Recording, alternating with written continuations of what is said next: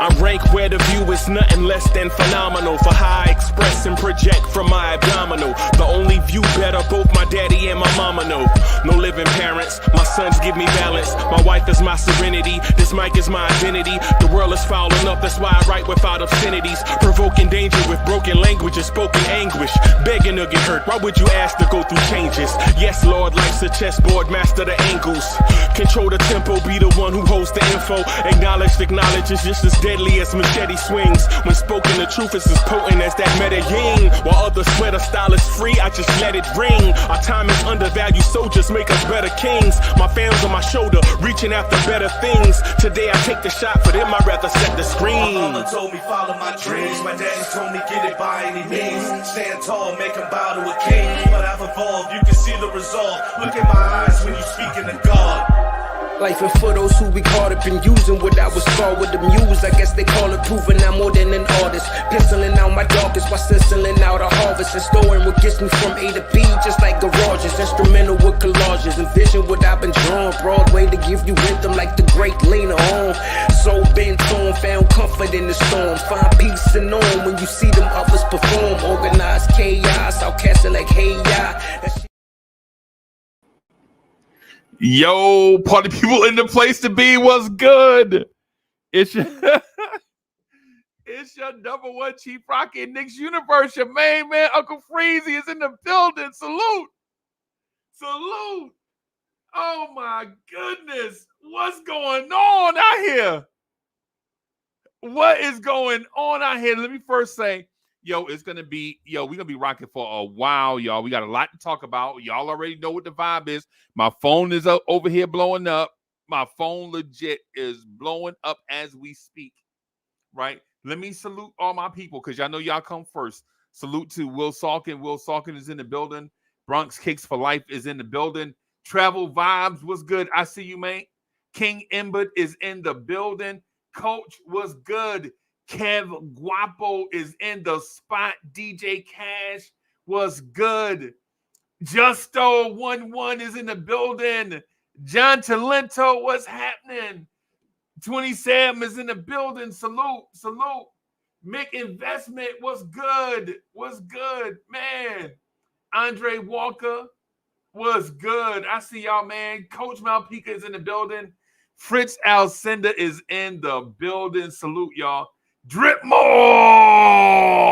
is in the building. Salute, salute. Trini from Harlem is in the building. Salute. Soldiers of God, man. What's good? I see you, man. Kenny Payne is in the building. Brahim, what's good? Jay Singh is in the building, man. JJ, what's happening?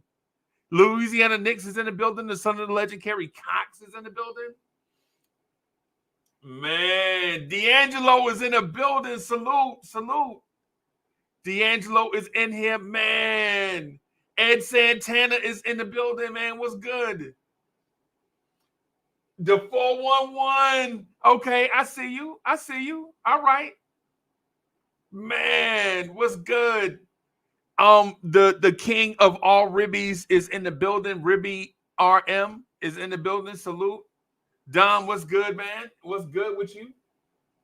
Cheeky Eye is in the building, man. What's happening, man? It's good to see y'all, man, late on a Friday night. Donnie D is in the building. Silk Sutton is in the building. Salute. Living Truth is in the building. Salute. Mega, what's happening? I see y'all, man. I see y'all. Yeah, man. Hey, much love to all of y'all, man. Let me, bro, this is bananas. This is bananas. Yo, I already had multiple conversations. I know a lot of people going to have a lot that they want to say. Man, I'm going to put the link in the chat for all my people that can participate. For those that can't, you know what I'm saying? You know, it's still mad love for you. You know, this is the place to be to voice your opinion and whatever. So Soul Fingers in the building. Salute. Man. What in the world is going on? So let me first say, let me start this with y'all. So y'all know I love Julius Randle, right? Y'all know I love Randle. right? Y'all know I love Randall, and I ain't even gonna fake the funk. Y'all know I love some Randall, right? I also love offense, though. I love some offense. I ain't gonna lie. Almighty Finesse is in the building. Salute. Man. So the rumor that I heard is Julius Randle and Dante DiVincenzo for Karl Anthony Towns. That's what I heard. Tell me what y'all heard. Tell me what y'all heard, man. Hey, what's good? Hey, coach, what's good? Dom, what's good, man? Mike Boy's in the building. What's going on in this place? Salute. Yeah, Yo, man. Freezy. Huntington is in the building. Salute. Freezy, what are y'all doing? Hey, man. Why are you trying to trade for Karl Anthony Towns? Like, what are y'all doing? Hey, man. Hey, man. Like, what the heck? Yeah, D'Angelo was good. Yeah, hey, man. So you know, in respect to and out of respect to all my Knicks fans all over the world, man. Yo, it's a great time to be a Knick. The mere fact that a front office is actually looking to improve itself, unlike organizations all up and down the East Coast that don't even look to make improvement. Yeah, I think the Knicks are in a great place. Coach, what's good, man? Yeah. I mean, I don't know, man. I'm trying to see this glass half full as much as possible. Yeah, man. mm-hmm. Yeah, man. I mean, there's obviously some positives too. Yeah, man. I'm trying to fix my camera. I'm sorry. There's some positives for sure, but I didn't want to lose Randall.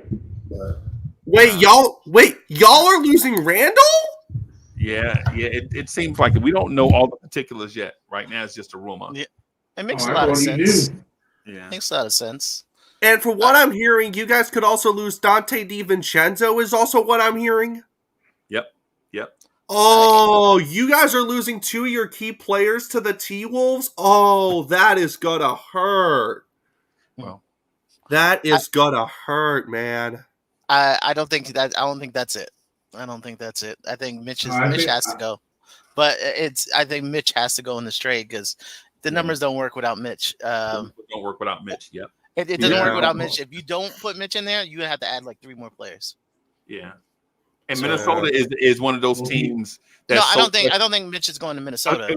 No, that's not. Hold on. That's not what I'm saying. What I'm about to say is Minnesota is one of those teams that's up against the threshold where they can't afford to do the take on multiple roster spots to move one person. Mm-hmm. Yeah, man. They're not in that situation. Well, I think whether it's a third team or whoever, I think we're getting another player too besides Cat. Yeah. I think. Yeah, I mean it had to be like. Yeah, because if you do Mitch, Dante, and Randall. Yeah, it's got to be another player. Because they're in the situation where both teams need to take less money back. Right. Both teams are in a situation where they need to take less money back. So you need a third team who that's not in the first or the second apron. And right now, Bontemps said he thinks it's Charlotte. Yeah. Charlotte was the team that we heard. Cash, what's good, bro? Hey, what's good, man? I can give you about 5 minutes if I could get 5 minutes. 5 minutes? You just busting in the door talking about 5 minutes, bro? Yeah, I'm at work, man. I'm on the clock, man. Hey, that's a long time to get the mic, bro. All right, not even 5 minutes. Make it 2 minutes. No, only because I'm at work, man. Seriously, okay. I'm at work, man. I got a crew working, man. I gotta keep tabs on them. You know, I gotta do my job. But I'm just gonna say the situation I know is fluid from what I've heard. Charlotte is the third team. They said Jeffries is going there, but hold on. You know they got to they have to work the money out because of the apron situation with both teams. Because we have to, you know, we can't take on any more money and they can't neither. So they have to negotiate. It's going to be some minor player movements from what I've heard, but Yeah. I'm trying to look at the long term thing, man. That's the thing that's tripping me out right now. Hey, So hey, I don't Catch. know. Yes, sir. Are the Wizards another team as well that could get Towns? No, No, no, the No. Wizards no, not part of the no. Wizards not part of it. The Wizards I just know, be I know doing the Wizard Detroit, stuff. I know the Detroit draft pick is involved. The Timberwolves are getting that. So other than that, that's all I know. But I would just tell anybody, if you want the quickest information, go to Twitter or X. You get it as soon as it goes down. You get it right there. That's the Gotcha. source Okay. to get it the fastest. Gotcha. But you got to have a couple of people. You got to have Shams at least. You got to have Ian Begley, Bobby Marks, and what's that other guy's Now, name? and so we get all. What's your take on the trade itself, though? What are you thinking? I don't even know, man. I have to sit back and think about it. I really don't know. I'm just like amazed, like everyone else right now, man. I don't know. I got to sit back and think about it, man. I got to process this, man. Oh, well, You know, it's a good thing we didn't give you 5 minutes then, because we'd have been sitting back like 5 minutes yeah, thinking. yeah. Like, But it's good to see you guys. Good to hear from everybody. And you know that we're gonna be talking about this for a minute, so I will be back. okay, it's Peace. good to see you too, boss. Yep. Peace out, guys. All right, All brother. Take care. All right. Yeah. And so Fritz, but Yo, what's up, Fritz? I get Hey, what's going on? So Salute, I Cat. think one of the questions that we have is why now, right? For both teams, like why do you wait till the end of the summer to do this deal when you probably could have did it earlier in the summer and have the entire summer to accommodate for the moves that were made, right? And is this a case of maybe a disgruntled player on one side of the trade asking to be traded to another team? Is that something part of the equation, or is that something is that just us reaching for stuff? I think maybe okay. I don't think that this is it. Right. First of all, I don't think that Karl Anthony Towns is the one target. I think they're going to get a second player. I don't think this is, and I'm not even talking about Charlotte. It's the fact that they're even using the Quan Jeffries to Charlotte means the Knicks are targeting a second player. They're not just targeting First the O's and now the Royals. Yeah, so and the money that's going to be, I think the Knicks, maybe somebody came available the Knicks really wanted. Yeah. I mean, they could have done And this maybe someone in young. free agency, but they young. never chose to. Say it again. I think maybe someone became available the Knicks really wanted. Yeah, like during free agency or something, but that never happened, obviously. Yeah. So are you thinking that a player came available here recently? I think someone became available recently. Okay. I don't know who it is. It could, you know what? It could be Walker Kessler. It could be any, but somebody became available that wasn't previously available. So let me and they're doing a favor to as much as you got to talk about Randall, they did Randall a favor. Randall has Minnesota in the same situation that OG had us. Yeah. Where you sign your check. I agree. And you say I want that amount, and they can't say anything about it. Or you let me walk. Right. Well, I think that's the So I just want to, Coach. I'm going to speak to this in basketball terms, and then if you don't mind, just being the pilot for a little bit. You got time to be the pilot? Yeah. Oh, okay. So I just want to say this in terms of basketball. What happens in terms of basketball? I think the Karl Anthony Towns trade or acquisition, if it happens, once it goes through, is a direct a move that was directly or a move that was sped up by the fact that Mitchell Robinson is hurt, right? I think that's the direct thing. I don't know. I think they probably could have slow played it some more if Mitchell Robinson was available. The second part of that, and the most important thing, is I believe, right, after hearing this and seeing Cat's comments, right, I think Cat demanded a trade to the Knicks. I think the Knicks are the new destination now, right? And we've seen it happen twice in a 3-month period where a star from another team is demanding a trade to the Knicks. Because when I read Karl Anthony Towns' comments, the 3 dots on social media, right? To me, you can read that as, okay, what's going on here? Or you can read it as, hurry up and get this thing done. We have been talking about this forever. What's going on? And what's next? Right? Now, from a basketball standpoint, on the court, the Knicks don't need a center. The Walker Kessler conversation is over. Right? The Nick Richards conversation is over. Right? When you're talking about the piece that's really missing here now is a combo guard with size.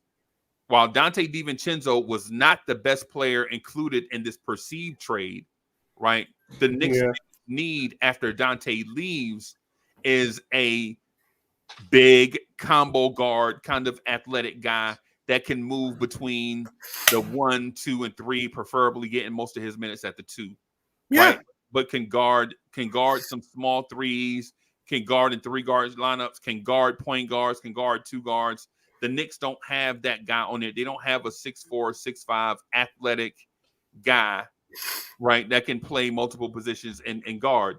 With that said, we know the instant thought is, well, Josh Hart will replace Dante in that role. But the thing is when you take out a starter, when you take out Randall, if this happens, you take out Randall and you put in Cat, but you remove Dante from the bench, right? You can't automatically put Josh Hart into Dante DiVincenzo's role because they have 2 different skill sets and they have 2 different mindsets. Even though they're probably the same size, they're probably equally sized human beings, but one guy has a power forward mentality and the other guy has an athletic profile that is a shooter from 3, right? So while you can't replace a Randall, it doesn't matter who you get. You can't replace a Randall at power forward, even if you get Cat to play center.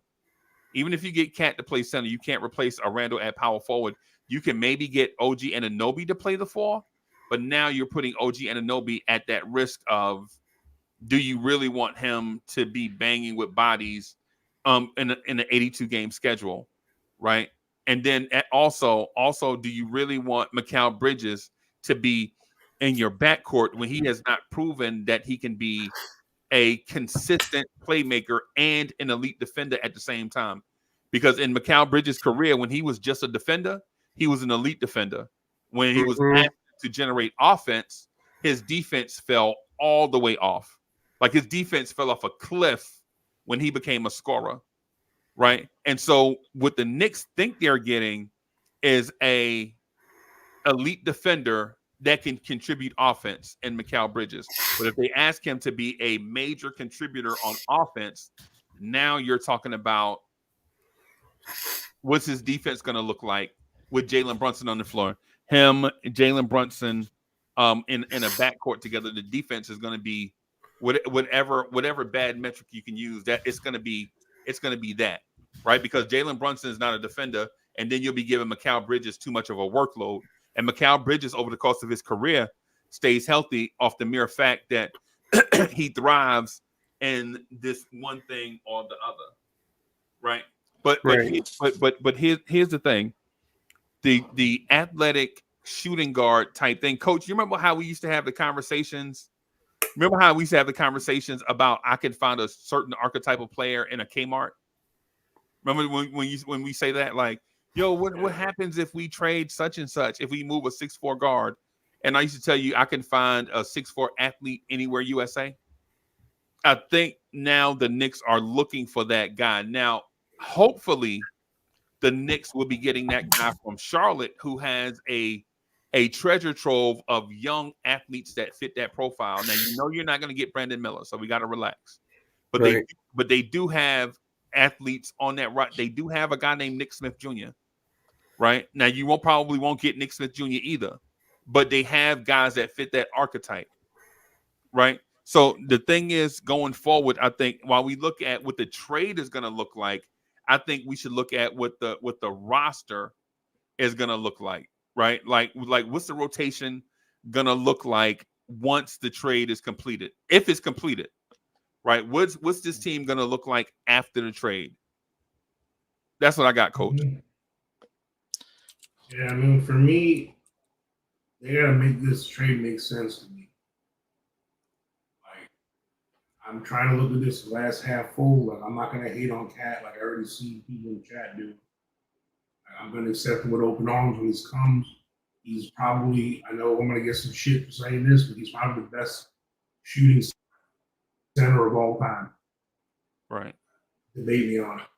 I mean, he the way he shoots on the outside, he's the best shooting center of all time. Period. You go look up the numbers all you want. Now, for this to make sense for me, because there's two things that had to have been happening. Number one, they didn't think Randall was going to be too friendly with re-signing. He wasn't going to take his option, so they thought they were going to lose him. Or there's another guy, like Fritz says, that became available that it's just too good to pass up.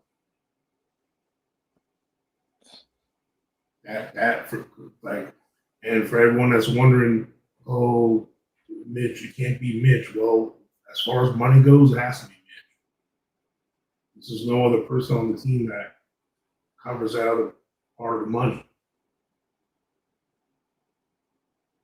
So, with that being said, I hate that we're going to lose Randall. So I thought Me too. the mix of everything was going to be right. But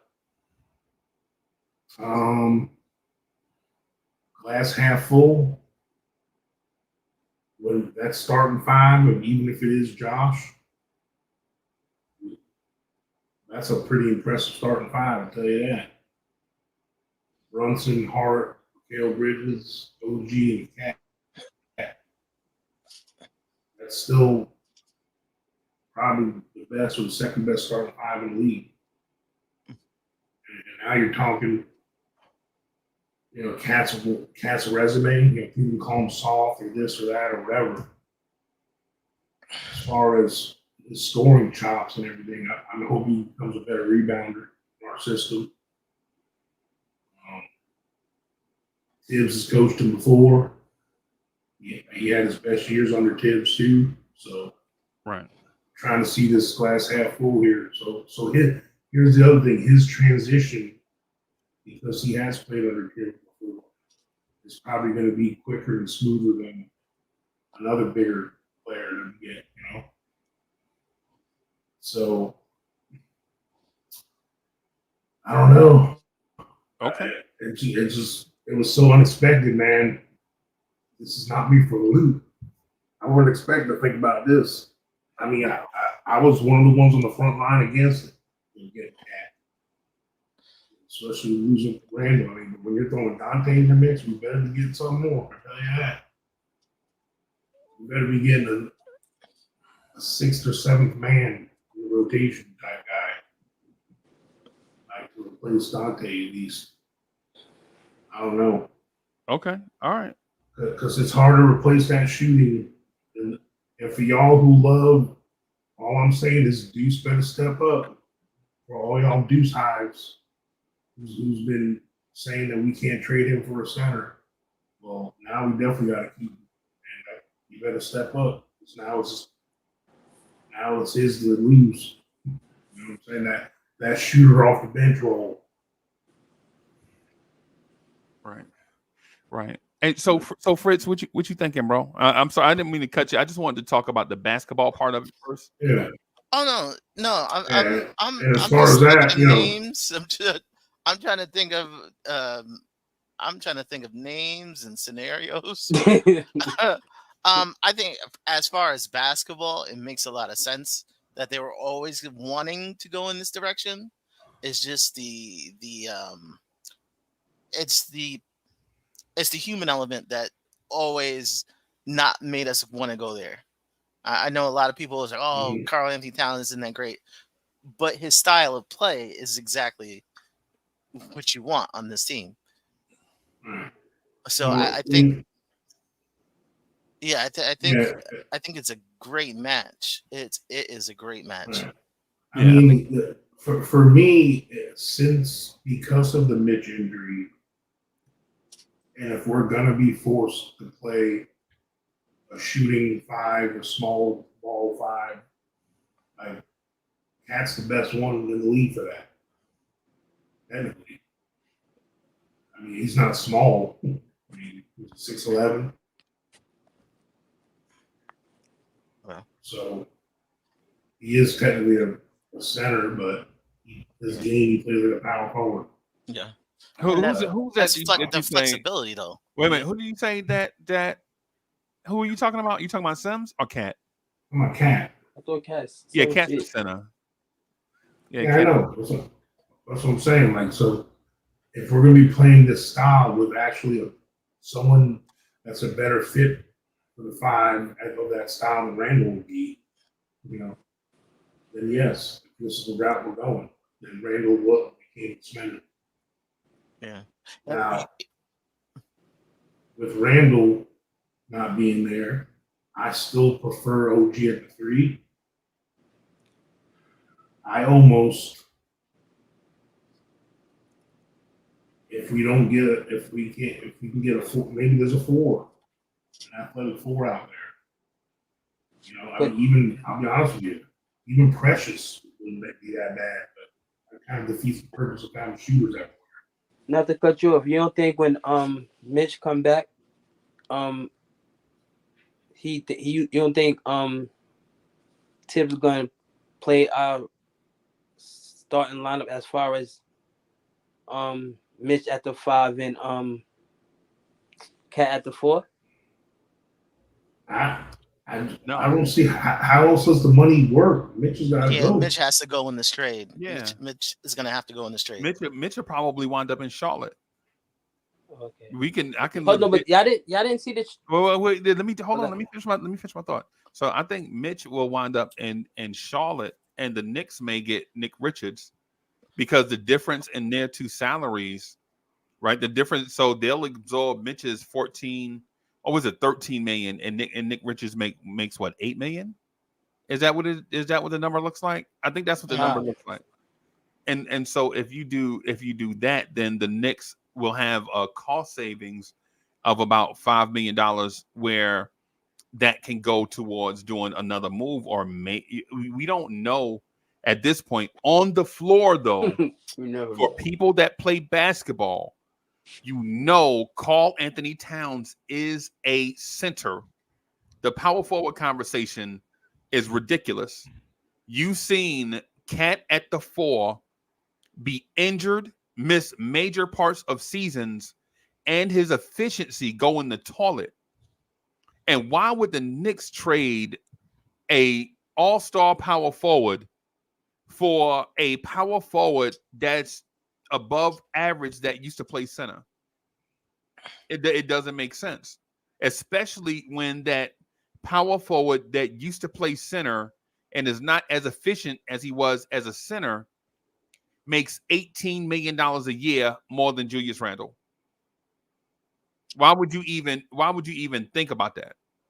It's not from a basketball sense. It's not a thought or a road that a basketball mind would go down, unless Karl Anthony Towns went to his front office and said, "Trade me to the Knicks." So think about it. Did Karl Anthony Towns make the All-Star team the last 2 seasons at power forward?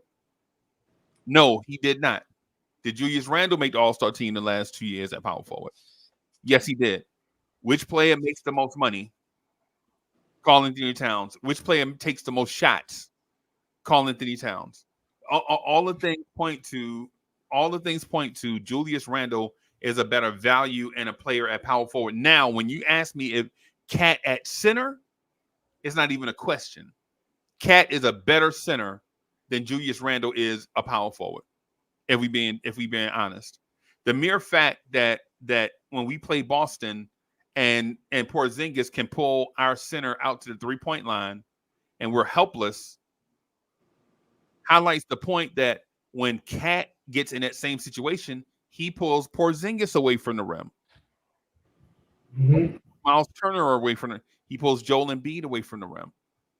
In this arms race for this NBA championship, the Knicks with Cat at center is probably the way to go.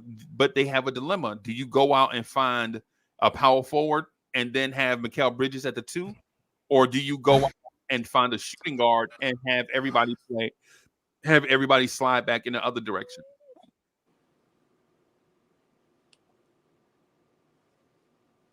I mean, I don't know, man. Yeah. No, I think Cat at center is perfect. Yeah, definitely. That's what it has to be. I still think they're going to get somebody at power forward. I don't think they're going to get. I don't think they're going to get a star power forward, but maybe somebody young, a young player at power forward. At the end of this, I think. But Precious, this is Precious. This is perfect for Precious. This is perfect for Precious. I don't understand. I don't understand that line of thinking. If you don't mind expounding on it.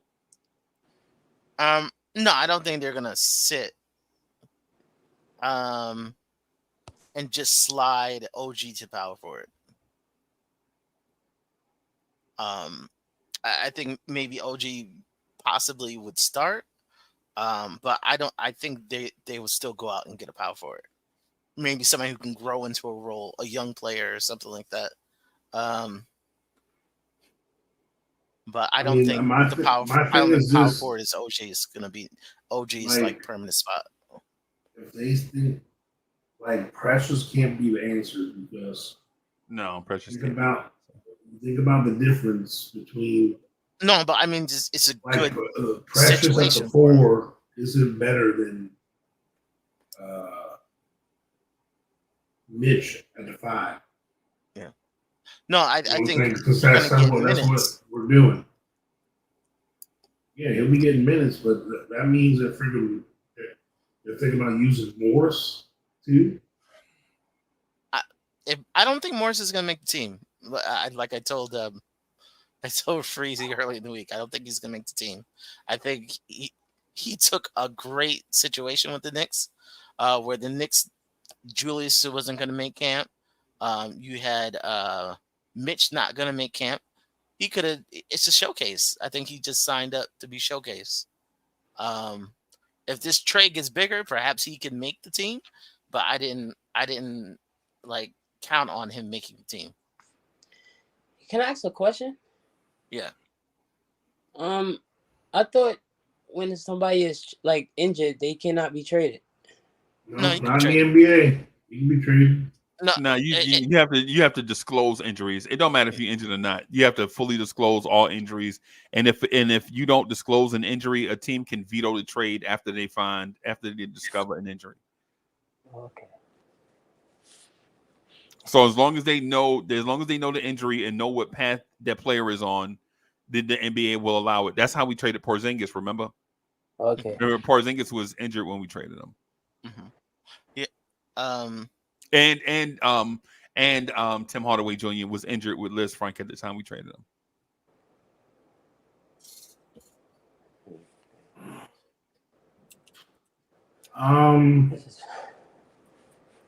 Like I said, let's look at for the guys out there that have their tongue directly in Mitch's booty crack. No, I think nowhere, no matter what. I think but we got delusional fans that are just like, no, this guy's not leaving. So what? I don't care nothing about a delusional fan, bro. I know, I'm just saying, like, we can't just will it into existence or not into existence. You gotta be realistic about this. Look at the money. Yeah, I know. Make other moves make sense. Then, well, what else could be moved from us on the roster. They might say I'm delusional. So, but Living True, thank you for the generous contribution. He says, in my 52 years, I've never been more disgusted as I am today. Thank you for the generous contribution, and thank you for always contributing to the conversation. Virtuoso, thank you for the generous contribution. Virtuoso says, I'm stunned. I thought Randall was an established fixture for our team, but I guess the Knicks badly need a big man. Yeah, man. Yeah. Yeah, I don't think it's all about the big man either. I think, yeah. I mean, because what this also creates, you got to think about. Okay, first of all, Mikal Bridges, he's not a traditional two guard already. He's a wing. Okay? Yeah. So who's the backup two guard now that Dante's gone? Right now it's going to be McBride. Those of you that keep saying he's a point guard, no. All along he's been a two guard. So are we comfortable with that? Does this mean Payne and Shamet are going to actually get some run here in this guard rotation? Yeah, I think there's more to If see. this happens, That's it. you know, because our shooting is so good now at the five and the other positions, we can get away with Josh Hart being in there obviously longer, playing the pseudo.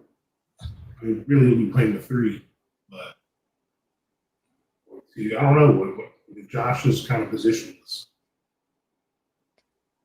So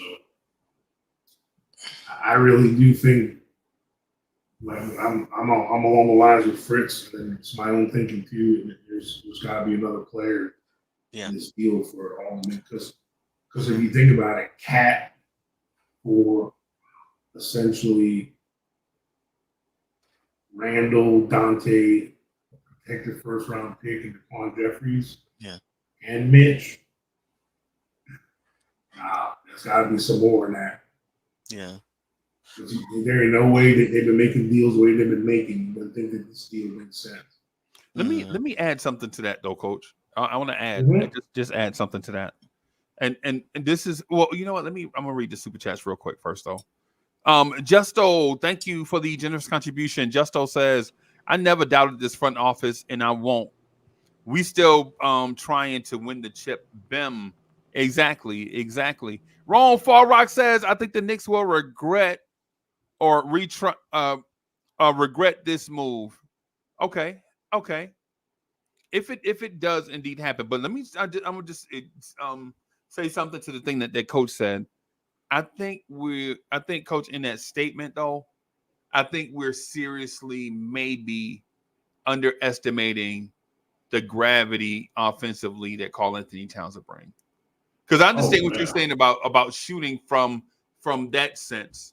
But at the same time, what I want to introduce to the conversation is something that we've never seen, and that's shooting from the five, right? Mm-hmm. So while we're missing the shooting from one area, and Dante was important, right? We're also not getting. I mean, I'm sorry, we were getting the shooting from Dante. Now we're getting it from Cat, and while Cat is not going to shoot 42% from three, centers that shoot 39% from three, to me, are more valuable than a combo guard that shoots 42% from three, right? Because it opens up more of, it gives, having Cat on the floor gives Jalen Brunson and others more room to operate than it does, say, as if Mitchell Robinson grabs the offensive rebound and kicks it out to Dante for three. Right, that's not a design play. You can't draw that up in a huddle. Like, somebody just throw a brick on the backboard. We'll get the rebound and kick it out to Dante for three. Some of the best plays we've seen all season was the shot against Philadelphia where we missed the brick in the corner. Hartenstein gets the offensive rebound, kicks it out to OG. OG swings it around to Dante for the straight ahead three to clinch the game. Mm-hmm. I think we're dead. We're solely gonna miss Dante if Dante isn't indeed in the trade. Yes. Mm-hmm. Yeah, well, like I'm scrolling through X and everything, and some big sources are also saying that the Knicks have been in contact with multiple teams in expansion of this trade. Sources tell ESPN to absorb additional salary, expect the third team to get involved. So that means the Knicks want to move another player. Yeah. Then the Knicks, it always was going to be a tough squeeze to try to keep Randall. Once Randall didn't take the small, bump extension they offered, it always was going to be a tough squeeze. Like, you were going to have to move Mitch. Like I told you, Freezy, you were going to have to move Mitch to get a few dollars. You're going to have to move around players to get a few dollars for each player. I think the Knicks need to set the next 4 years, and there's way too many questions. There was way too many questions with Randall up in the air. It just came out that Cat didn't request a trade. Of course. Of course. That's how it start, bro. But next summer on somebody podcast, they're gonna allude to it. Like, you can't just upset everybody around the NBA demanding where you want to go. Damian Lillard did it and wound up in Milwaukee. I mean, he didn't have to. Like, Minnesota built the team the way they did, not thinking about the second apron. They would have blew that team up last year if they weren't so good. Yeah. They would have blew it up last year. And then they're in the middle of the ownership war. It's still Glenn Taylor's team. Yeah. It's still Glenn Taylor. And Glenn Taylor probably looked at that tax bill and was like, And honestly, I don't think they're going to re-sign Randall. I think they're going to trade Randall or let Randall walk. I think so too. Like, I think they may trade him for something else. But makes sense. Yeah. Now, it makes perfect sense. They don't want to pay. That's why Cat's not. Think about it. They're doing a dollar for dollar trade, right, to get 4 years off the books in order to get 1 year, right? Say for instance, if Cat had only 1 year left and no extension, they would have just kept him. Oh, I get what you're saying now. Yeah, they would have just kept them. So, Fritz, there's something I disagree with, man. I don't think Minnesota. You know what sped this up? The rise of Anthony Edwards. Period. Yeah, I think. Yeah, and I think Nas Reed playing too well for a backup. Yeah, and Nas Reed made Cat, work okay to leave. I guess I don't know. Yeah, I wouldn't be surprised to see Mitch moved also, right? Because Mitch's name and Deuce's name and Randall's name have been spoken about for a long time, right? Either Knicks fans or through the media, and so I wouldn't be surprised to see 1, 2, or maybe all 3 of them gone. If this is a clearinghouse situation where you're getting rid of all the remnants of the previous regime, I wouldn't be surprised to see everybody gone. I wouldn't be surprised to see Mitch in Detroit. Would not be surprised in the least. So what do you get? Who do you get back from Detroit? I think there would be more players, but I think you're gonna get. Oh, he ain't there anymore. Paul Reed, and maybe there's more players where Jaden Ivey comes here. He has 2 years. And Jaden Ivey could play point guard and shooting guard. But something like that would take Mitch and Deuce. Why would you go get a 6'8" undersized center? For power forward. Whatever he is. He's not a starter though. I know, but his contract is like ridiculously flexible. His contract's like you can get off his contract any year you want. Right, but how does that? Yeah. What does that mean for the Knicks though? Who are trying to win a championship? No, I think you got to keep a little bit of flexibility.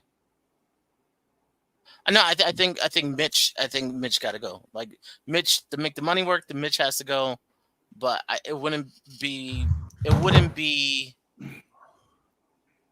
I don't think it would be too weird to see Mitch in Detroit, and coming back, you'll see Paul Reed in something.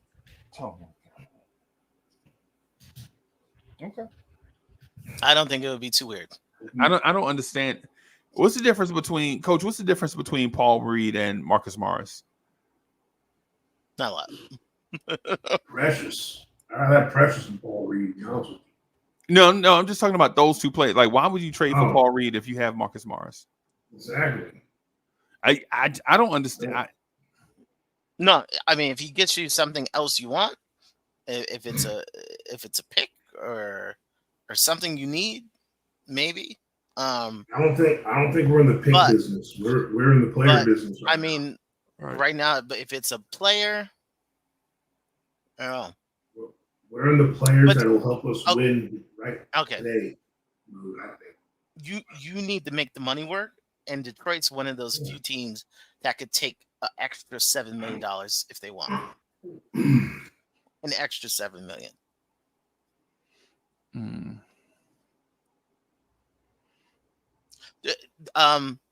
Detroit has $13 million in cap space. Okay. So you can almost make Mitch disappear. So you can almost send him to Detroit and only get a little contract back. Detroit, I think, is one of the places he'll be. No, I hear you, but I'm with I think there's a disconnect with me. I think there's a financial aspect to it besides just the player aspect. I think there's a financial aspect. Okay, all right, but the financial aspect don't put a jersey on.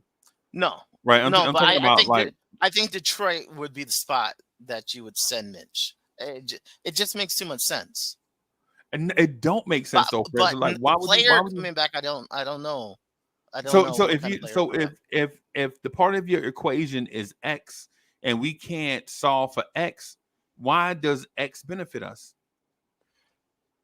Saving the money, but also, okay. How are you going to pay?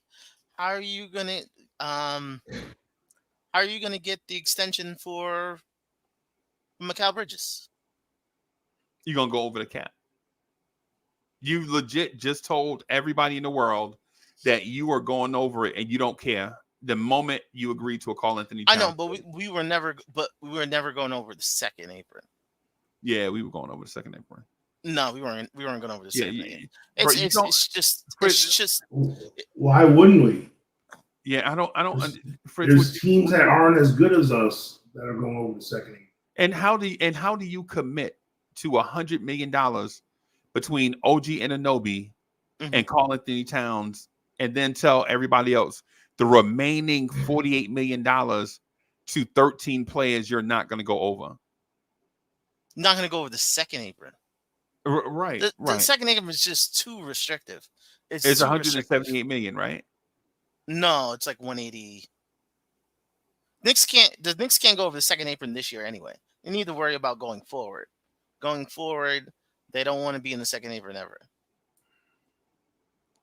So basically, what has happened then is Jalen Brunson took a pay cut so that the Knicks can trade for Karl Anthony Towns and someone else. I really think they're going to get another player. I don't. Maybe it's somebody who doesn't need to get paid this minute. But I think they're going to get another player that doesn't need to get paid this minute, but somebody who's good. But someone you still they have promise to pay them. That you still have to pay them, right? Just not this minute. Yeah, that's why That's where the calculator gymnastics thing loses me, right? Because we can't say we're going to save money and then acquire money in a Karl Anthony Towns trade. It don't make sense. Then now that puts us in a spot. Well, maybe Randall is not the only salary moving. Now we got to trade Mitch. But if you trade Mitch, but trading Randall for Karl Anthony Towns is stable money. Like Karl Anthony Towns can't go out and get a raise. Randall could get a raise. That was the issue. That is Randall wanted a raise, which would have pushed us. But you don't know what dollar amount Randall was asking for. I know, but it obviously was too high. It was a number that Knicks. It couldn't have been. So, in a world where Karl Anthony Towns' salary next year is going to be 50, but it's stable. It's already on the books. Right. So you're taking Dante and you're taking Randall, and it's like, okay, I'm trading it for someone who's not going to ask for a raise for 4 years.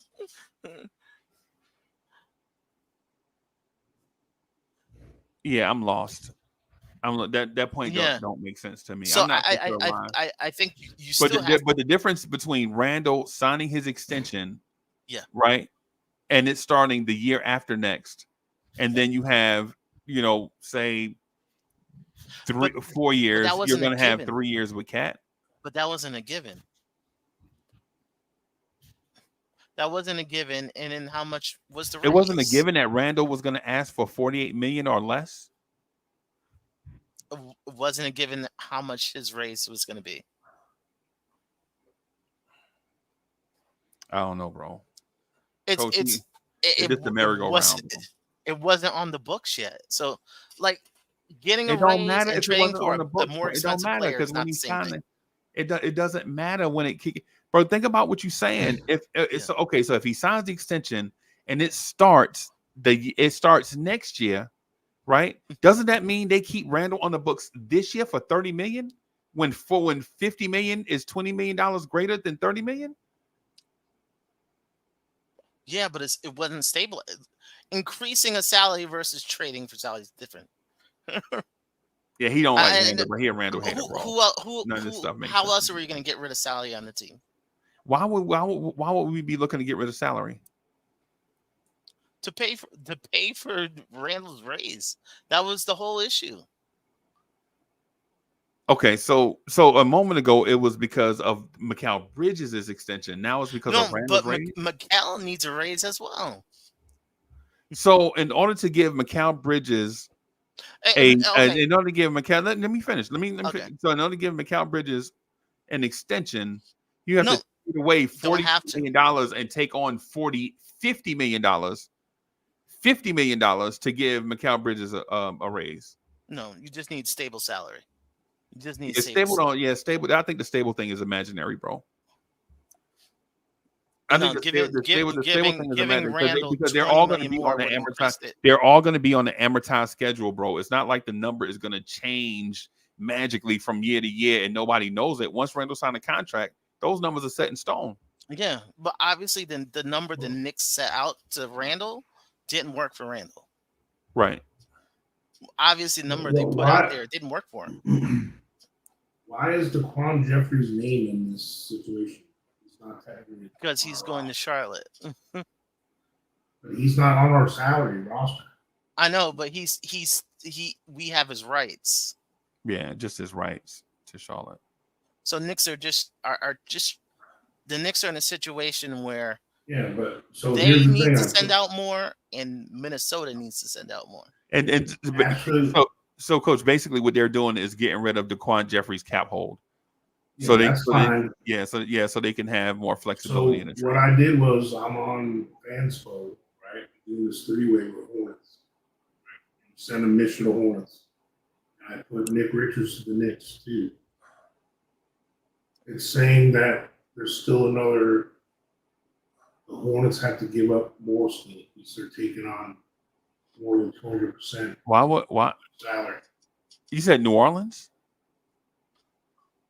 I'm sorry, Charlotte. Oh, okay. Yeah, Charlotte is over the cap. So they can't. They have to be within 25%. Yeah, I'm saying they have to put out enough. They have to give another player too. Yeah, they have to put out enough. So, but the Knicks aren't going to do that. That's why I said the Knicks are probably going to deal with Detroit, who has a $13 million cap space, because Detroit doesn't have to give us anything back, or they have to give us something small back. Wait. Okay, that's okay. What is Detroit getting out of this trade outside of salary?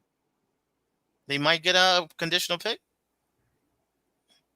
And Detroit just has the space sitting there.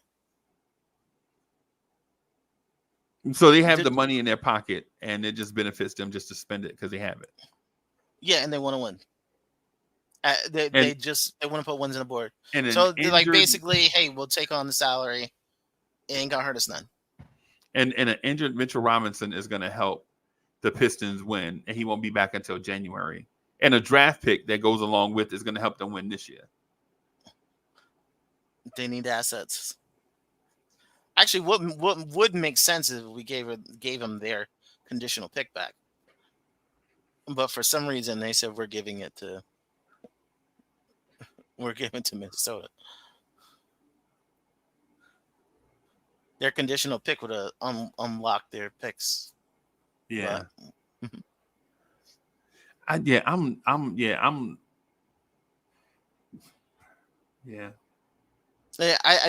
think there's more to that. I think there's more that we need to figure out. Who's the other player that they're not speaking about, or there's either a whole player that we're not speaking, that they're not putting out there yet, or it's the trade.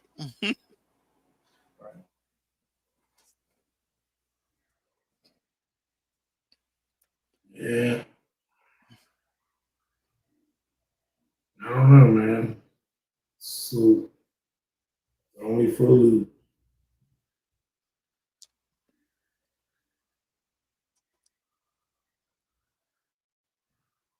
Because I'm just wondering why would the Hornets want Mitch? Yeah, Hornets, they already got two young good centers. And we're talking about Nick Richards. So what? They're going to keep two injury-prone centers, Mark Williams and Nick Robinson. Mm-hmm. And they would have to give Nick Richards and something else. Yeah. Well, whoever that person would have to go to T-Wolves. That second person can't come to us. Mm-hmm. Yeah, if we take on Nick Richards and Cat, that's all we can take on. We can't take on more person. Mm-hmm.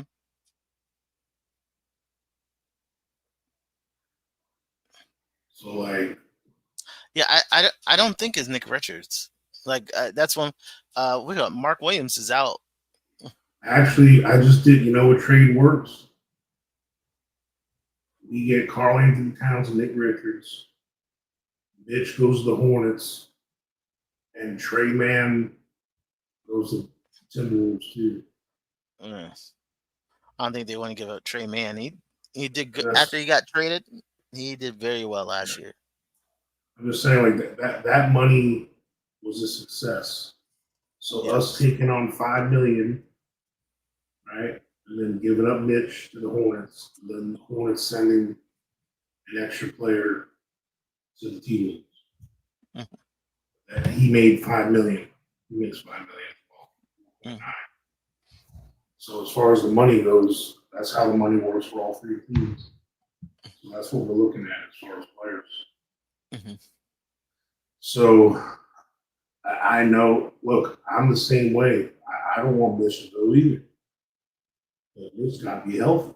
First of all. Second of all, if we can trade Mitch, I mean, who says that? We thought we were supposed to be getting him at the beginning of the year.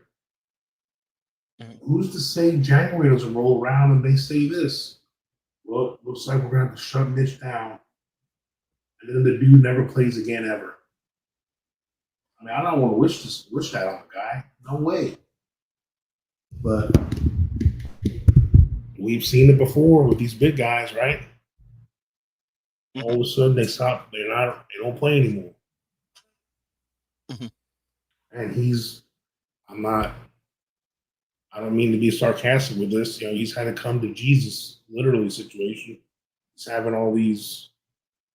I mean, he's starting to question his mortality in the game. You know, he's starting to put out messages about faith and all this stuff in his social media, which he's never done before. You know, he must be getting worried. You know what I'm saying? When guys start quoting the Lord a little more than they normally do, he's getting worried about some stuff, you know? And to me, I mean, look, they're not going to put this stuff out. We got to face it. This is going to happen. So now, as Knicks fans, we got to be positive about this situation and embrace this dude, make his transition as smooth as possible, and treat him just like we treat when OG has a good play and when Brunson's burning, when OG's doing his thing. We need to love him up just like we do the rest of the Knicks. You know what I'm saying? So, and I'm look, in the end, I'm a Knicks fan first. Okay, I was numero uno Hive guy, but bye, Felicia. I'm rooting for the Knicks. I don't root for players. Right. Right now, if Cat wears the orange and blue, he's my favorite center in the league. Period. Bar none. Get this man 30 and 10, whatever. And I'll be the first to pound my chest and say, hell yeah, we got Cat. Am I scared a little bit? Hell yeah. I hope it works out. Look, we can't be hypocrites and say we've been trusting Leon and all the moves he's been making, and then all of a sudden renege on that now. And be like, nope, they drew the line here. I totally agree with that. Like, the season didn't even start yet. Let's see how it goes. The same mentality we had before. Let's just see how it goes before we start blowing the shit up, before it even starts. So, shout out to Sherman. Sherman says, "Our heart messed it up, bro." He probably right. He might be right. The fact that we saw a skill center and saw that we can win with a skill center might have been the fly in the ointment, so to speak. You know what I'm saying? Because Karl Anthony Towns is, no disrespect to iHeart, but Cat is a better player than Isaiah Hartenstein. Yeah, I think we all know that, man. So by far, yeah, and I'm saying that with no disrespect to Isaiah Hartenstein, right? But my guy is Karl Anthony Towns is a heck of a player, right? He's a heck of a player. Somewhere Hoodie Kev is getting a Karl Anthony Towns tattoo on his side, on his ribs, right? But I forgot. yeah, but I ain't gonna lie to you, man.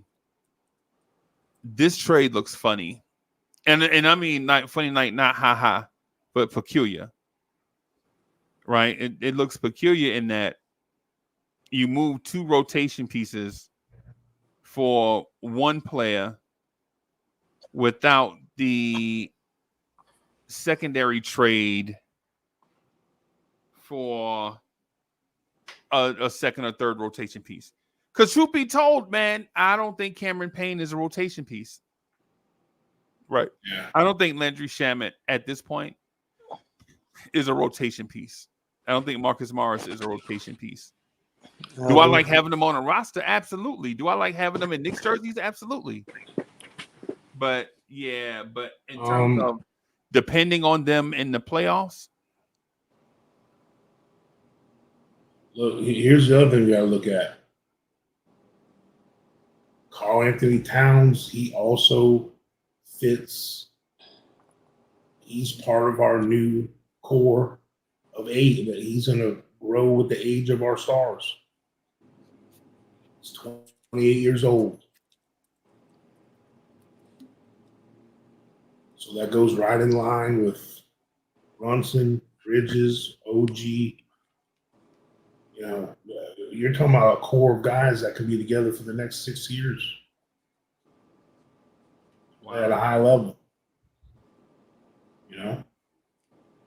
Right. So that, you got to look at that too. Yeah.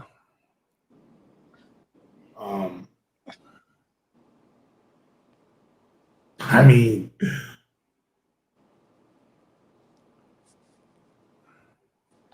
in a crazy world, man. Are you speechless, man? I am, bro. I part of me want look. This just reminds me of This reminds me of a 2K move, bro. like on NBA 2K. Like when you see LeBron wearing the Oklahoma City Thunder jersey, you like, what? yeah. Did they just do SGA for LeBron? I mean, what? Yeah, you know. I mean, I've done the fantasy drafts. And I picked up Cat in the second round, you know, for the Knicks before, and he's done pretty good. But that's 2K, you know what I'm saying? Like, that's what I said. You like to have guys just shoot some threes, and when he's 7 foot, you know, you play D with anybody that's 7 foot in that game, no matter who they are. If you're controlling, oh boy. Oh, the calculators unite. Dre and Prince Nelson in the same place, bro. Yo, I'm gonna have to tag you in, bro. I'm gonna tag you in. Here's the thing. I hope we plan on outscoring some, because we're gonna be a high scoring team with this group. Yeah. But I think also with Karl Anthony Towns, if you look at his trajectory, where before they tried that Twin Towers idea in Minnesota, I think you can justify it. I think everybody look at the last 2 years, and then Cat had to kind of dial it back. Injuries too. Yeah, injuries, and he had to dial it back too. This team had a lot of depth and a lot of guys that can score. But salute, fellas. I mean, let's face it. We all thought salute, like that. Our coach. Salute, brother. Baby. Salute, Minnesota. Salute to the chat. Minnesota was the better team in that series. I don't care what people say. Dallas fans, y'all can jump off the cliff. All I care. Minnesota should have won that series. Period. They choked. They had their best player trying to do everything. It's the reason why they're trying to diversify their portfolio. You can't have in today's NBA, man, your best player, your best offensive player can't be your best defensive player and your most clutch player, right? And your primary playmaker. You just can't be that in today's NBA. And when look how many times Paul George failed at that. Look how many times Kawhi Leonard failed at that. I think they were like willing to move off of Cat because they felt Nasri could do 85% of what Cat does at a smaller fraction, which is fine in their minds. And also, in order to make sense, they pay Rudy Gobert a bunch of money. They pay that wing on that team. I forgot his name. Jaden McDaniels. They're paying him a lot of money. Anthony Edwards, Max is coming up, I believe, next season. So they viewed it as a get out of jail card in terms of getting Randall, who's expiring, and getting Dante, who's cost control and doesn't really make that much money. It's basically a get out of jail card in terms of flexibility, so they can continuously retool and build around Anthony Edwards while he's getting paid max dollars. They couldn't. There was no realistic way for them to do that while having Cat's money on the books.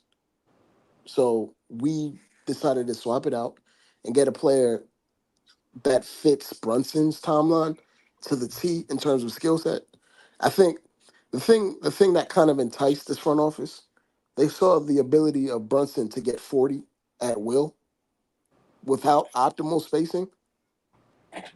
They just went all in and said, "Screw it, we're gonna make Brunson destroy you without help or with maximum spacing," because they've already decided that Brunson is. They've given him captainhood. He's the entire franchise. They probably called him before they made this trade and asked him if he wanted to do it. If we're being absolutely real, so Brunson probably okayed it. I know it probably hurt him to move Dante, but it's not. It's a basketball's a business. It's not. It's not friendship. Even though Randall did give 1.3 million to that school yesterday. That's kind of cold blooded on Leon Rose's part, if you ask me. But Danny Ainge has done worse, and look how it turned out for that organization. It is what it is, unfortunately. But I'm like, from a basketball point of view, I understand it.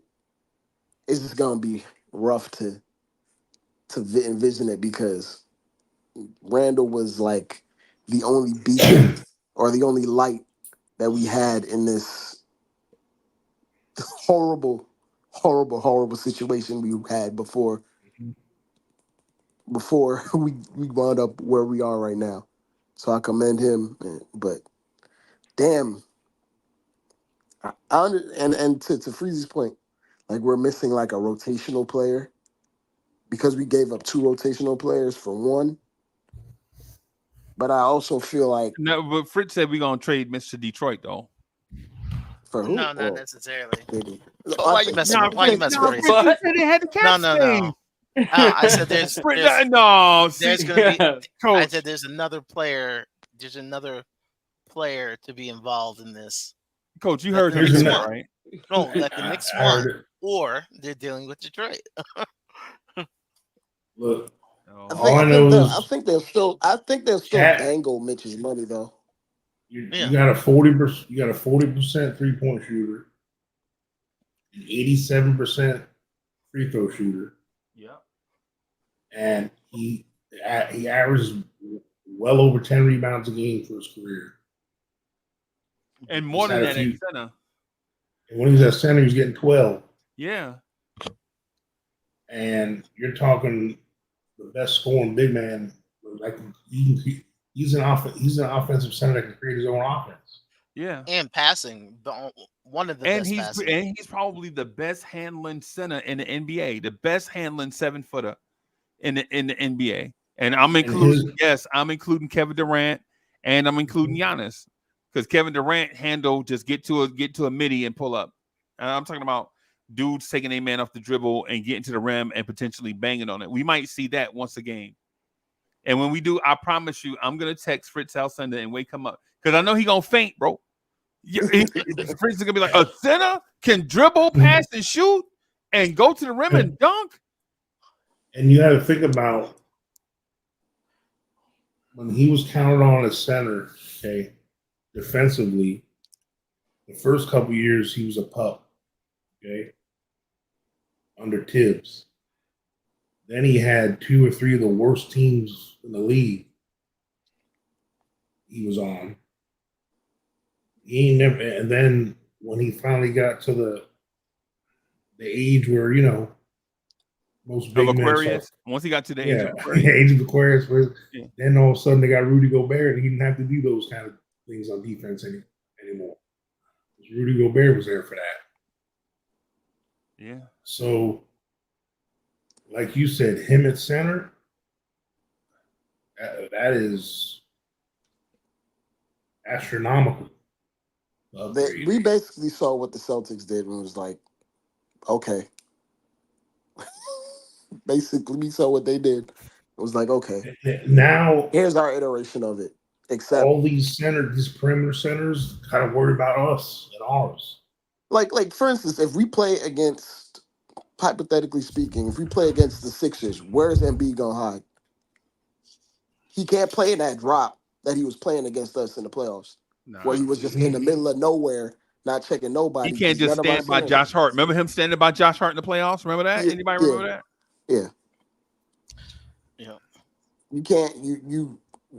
I think it's one of those things where we may take, of course, like we may take a step back defensively, but we're going to be a powerhouse offensively. Like I dare to say, we might be the best offensive team in the league right now. Right In a now, long time. And like I think I Somebody was saying that earlier in the summer, by the way. oh, easy. But you were saying that under the Randall.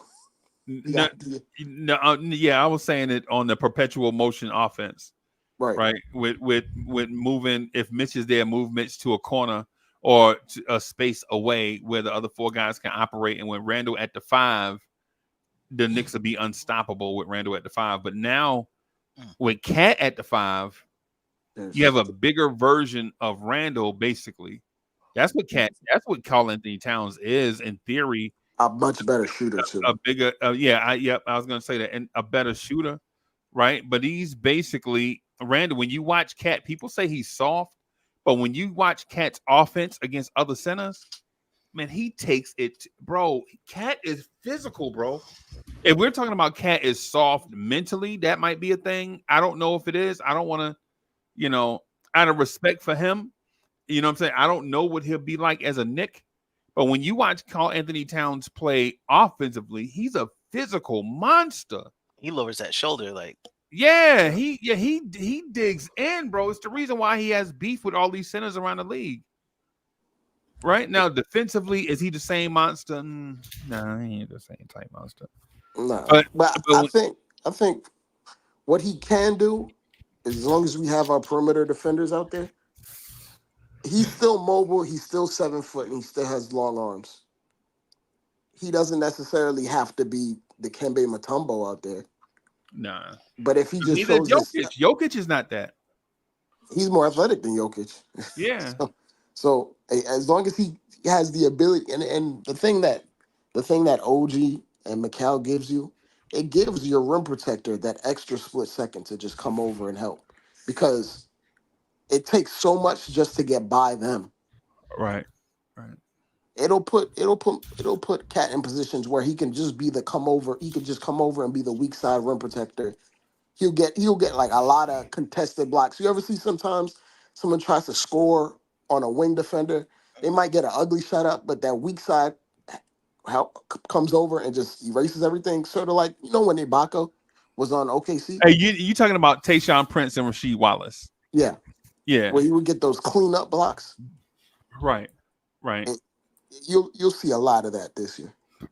Where an elite wing defender, right, stifles the drive, but will give up only one path, and that's to a shot blocker. Yeah, fading away from the rim, and so. And it'll just be an ugly shot, but it'll be a lot of cleanups. Yeah, happening from Cat. So I think we're going to be one of those. Yeah, go ahead, Coach. Go ahead, Coach. No, I'm saying we're also looking at a guy. You can I think you can count him on one hand, if that. That's an 85, 50, and 40 shooter. Yeah. Like, we won't be in those situations where we got to worry about what's our closing lineup. We probably already know what our closing lineup is right now. Yeah. We're like, our team in terms of roster composition offensively, it's a damned if you do, damned if you don't situation on offense right now. Because no matter what you do, we kind of have an answer for it, skill set wise and roster wise, offensively. Because I do appreciate what Randall brought to the table, and Randall and Mitch, but like, even if we were to come into the season, how teams guard you in a regular season is different than how teams guard you in a postseason. Right. And teams would just try to ignore Randall from the perimeter and let him shoot as many jumpers as possible.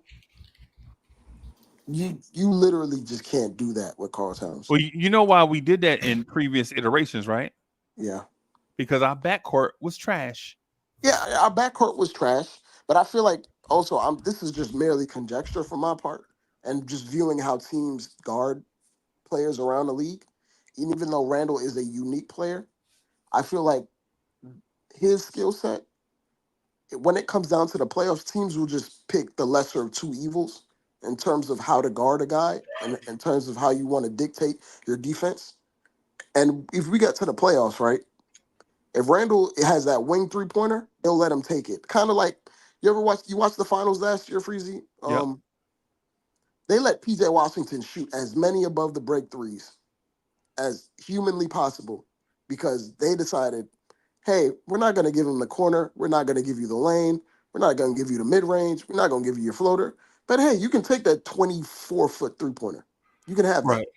Out of And rhythm. yeah, and for the most part, while Randall can get hot, statistics would say, let Randall shoot above the break three. And we'll funnel everything. We'll funnel every drive that Brunson has. We'll use Randall's defender to come over and ignore Randall unless he's at the mid post or in the corners. Other than that, In what lineups though? In what lineups were they doing that? I would say if we were to go to the playoffs and our lineup would have been Randall, OG, Mitch, for example. Dante had the two, if that's that, and Brunson, right? They would use Randall's man as a guy that just hovers around and zones up until Randall gets the ball. About Bridges? Well, that's before this current iteration of this team. But even if Bridges was here and we were to play that small, like I'm saying, if we were to play that lineup with a traditional five, they would use Randall's man as a guy that would zone up. Yeah. And it would be the lesser of two evils. Randall can still punish you, but statistically speaking, they'll live with that compared to any other type of look that you're going to give Randall or give anyone else on his team. And in terms of like answering that type of question offensively, Mikal's versatility and ability to knock down shots at the highest level a 7-footer has ever done at this level from three, it puts you in a bind in terms of how you guard this team. Now, defensively, we're gonna have to see how that works.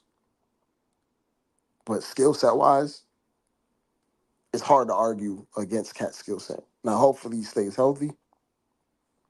Hopefully we figure out a defensive scheme where we can still be a top 10 defensive team.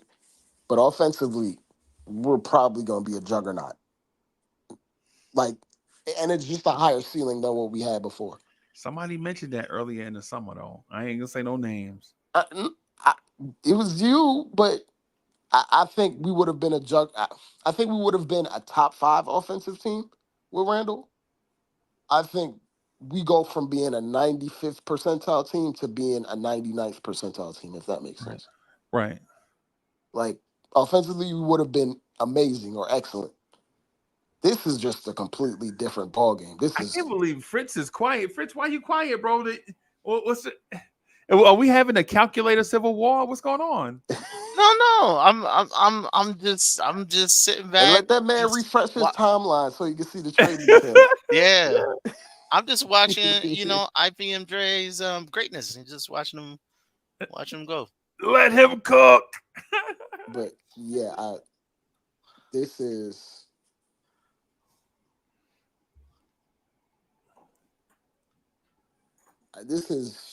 one of those things where it's got you speechless, bro. I'm thinking, like, when I think about the possibilities offensively, this is, you know what this reminds me of? I bet y'all running into 2K right now. I bet y'all looking for the update right now. Freezy, as a Jet fan, I've never seen competent QB play in my entire life.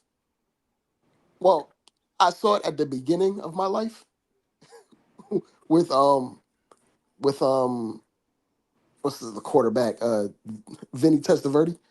Right. And then like 1 year of Fitzpatrick. 1 year Chad Pennington. Yeah. Have we ever seen a high-octane Knicks offense, Freezy? Like, be right back. Like best in the league type offense? Not best in the league, but yeah, but I've seen a couple of great Knicks offenses. The 90s was rough. Yeah. I think it was the first D'Antoni year. Remember the year we kept knocking off the Bulls? I mean, those were very good offensive teams. But that's Those just were I'm just talking about a stretch. I'm not talking yeah. about like Okay. 3 or 4 years. I was speaking like going from like being a top 10 offense, like we were probably pushing top 10 around that time for the entire year. This is this doesn't even make. How do you guard Brunson in this line? Like how Brunson was dropping 40 with negative spacing. Mhm. Brunson might Brunson might average 30 this year. Oh boy. Brunson really might average 30 on like Mm. 54% shooting. With this spacing, how he's gotten better every year. The first opportunity he ever got without Luca in the playoffs, and they gave him a stretch five in Maxi Kleber. The man dropped 40 on the Jazz. And he was not nowhere near what he is right now. I, I think they picked the direction. They definitely view Brunson as they view Brunson as a top five player in their minds, and they're just gonna go all in on building around his skill set and just letting him be his most optimized self. And they probably think maybe his most optimized self is around the best shooting 3-point shooting big ever, statistically at least, field goal percentage wise, and let the chips fall where they may after that. Because I feel like like they feel like Tibbs can build a defense around anything at this point. Yeah. They feel like Tibbs can build anything with anything defensively, and the offense. We're gonna acquire so much talent offensively that it's gonna be infallible. Mhm. I mean, also it's a good opportunity for Sims now. Like Sims, you don't have to look. Sims ain't got to do. Sims ain't got to do much. He can go around. He can literally go out there like he's I like Jackson Sims. Hayes. I like Sims, bro. I I I, like I Jackson think he Hayes. might fit in better with Cat. I had this conversation with Freezy, and I was like, yes, like the idea of the Twin Towers thing, and like it might not be the most optimized type of Yeah, nah, idea, but if you're it viewing never it from a worked. perspective of the bigs that we do have, they are not defensive liabilities outside of the paint. The 2 7-footer thing rarely, Yeah, yeah. But unless the bigs that we unless your can put up, 7-footer is Dirk Nowitzki. If yeah, you don't have Dirk or Tim Duncan, like just putting a dude just because he's tall out there, yeah. yeah, it generally don't ever Yeah, work. he can't sit in the paint. He can't. This offense you can't And sit. But you can't do it with two jump shooting 7-footers either. That doesn't work either. yeah, I was gonna say like the idea of like pairing him with like two traditional, like a traditional big, Gobert type. Like maybe they might run the Twin Tower thing, but I think the current bigs on our team that are healthy, they have such versatility defensively that you don't feel afraid when they get switched out in the pick and roll, and they can go out there and guard 20 feet away from the rim and be a deterrent. It's not like he's being out there with Gobert. Now, Gobert is an elite rim protector and paint protector, but once they bring him out to deep waters, there's nothing he can really do defensively. And I think that's not the right pairing you want to put next to a guy like Cat. You want to put as many switchable guys on the court at a time with Cat. And the bigs that we do have that are healthy at this current juncture are switchable. They aren't liabilities on the perimeter. And they can give Cat grace in terms of him being closer to the rim or being a help side protector. But I'm looking in this chat. I was gonna say unique. What's the starting lineup for the Celtics opening night? If I had to guess, because Mitch isn't back, it might be Brunson. It might be I'll say this: Brunson, Hart, McCall, OG, and of course Cat. That's probably gonna be our starting lineup. Now our bench depth might be tested because off the bench we're probably coming with Kolick, Deuce, Precious, and then we have like Mook Morris, Mhm. and we acquired the other shooter Landry Shamet. So we might be, and it's looking like we gave up. What was it, a 2-for-1 in that trade, or is it 3-for-1? Because we gave up Daquan Jeffries. He wasn't making the roster anyway, but Yeah, trade's not done. yeah, trade is not done. But I Yeah, guess I think the particulars and the details probably have already been figured out. It just hasn't been leaked yet. yeah, yeah. Yeah. I really think Because it's a third once it gets player. announced that a trade is, like, all the details have already been out. I mean, I've already Well, been there put has to together. be, It just hasn't been made available. Yeah, because I put that exact trade in all the trade machine websites and it doesn't work. Yeah, it So doesn't it's work got to be because somebody else. we're like $8 million apart still. Well, from the information that we've had. Now, if you were to ask Brock Aller, he probably has everything down and dotted the T's. I mean, crossed the T's and dotted the I's on a trade. But we don't have that detail or that information yet. We'll probably get it within the next hour or two, maybe. mm-hmm. But Yeah, it's one of those things where you gotta wait it out. You never know. We might have given up two. And remember, we were like, where are we gonna find these roster spots for Morris and Shamet? Well, I think this kind of solved it for us. Yeah, those yeah. dudes ain't going. You think those dudes gonna make the roster? Yeah, Yeah, I don't think so, man. yeah, they are. I think Shaman's gonna make it. I I think. think I think I Morris don't and think Shamet's gonna make it. no, I don't think Morris is making it. Yeah, mm. If they expand it more, like, yeah, because Keita Bates could be traded Yeah, now. I'd rather have Bates Diaz. No, I mean, but he could be He's traded. better. He's traded eligible now, so you don't Yeah, know if but he's part of anything.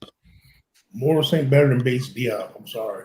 I know people have a soft spot in their heart for Morris when he was on the Knicks that year, but at this point in their careers, he's not better than Bates Diaz. Nah, he ain't better than Keith Casey.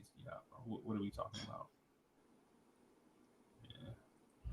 Yeah, nah, he ain't better. I think that's our pipe dream. That he would be better than Yeah, a energy guy like Keita Bates Diop. But nah, he ain't no dollar store Randall no, like no. he used to be the dollar store Mellow. They would say.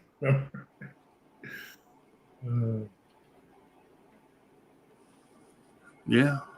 Yeah. So if Dre, Yep. so if the Knicks walk away with this and they have no more picks, I think they have the no, I mean, Washington I Wizards. yeah, they Well, still have that one, but you got to pay Charlotte to take whatever they're going to take. Yeah. Um, yeah, this looks like this. Yeah, this. I think. Yeah, I don't think we've seen half of it. I think we're only seeing the half the trade.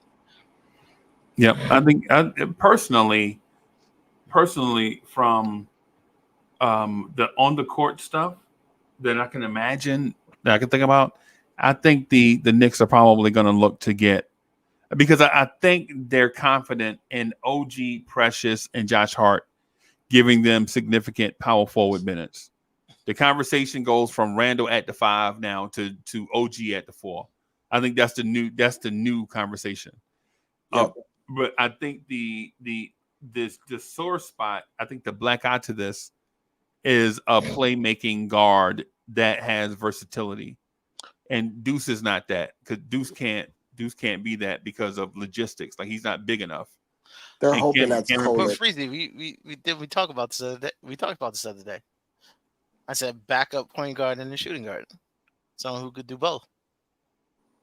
Before at the same time, I said if we were talking about, I said ideally I would like a vet back there at point guard, backup point Derrick guard, Rose. and yeah, and I was Yeah, like, I'm I just say, messing with you. I say, hey, if Derrick Rose, had something still in the tank, Not Derrick Rose like he was a few years ago, it would have been perfect.